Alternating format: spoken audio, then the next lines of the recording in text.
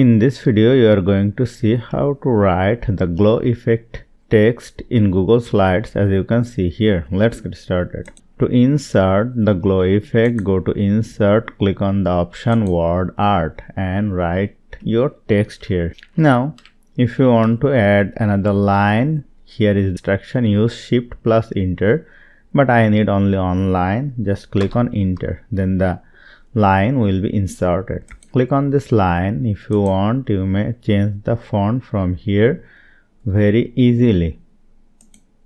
Now click on over here, change the border color from here. Let us choose the red border.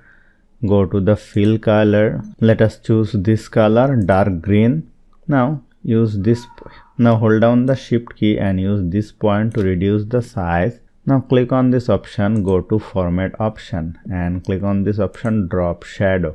Now increase the blur radius and choose the color to this magenta color and increase this opacity angle and the distance. Then you will get the perfect glow text. So hope you found this video helpful. If you like this video, please share this video with your friends and family and don't forget to subscribe. Thank you.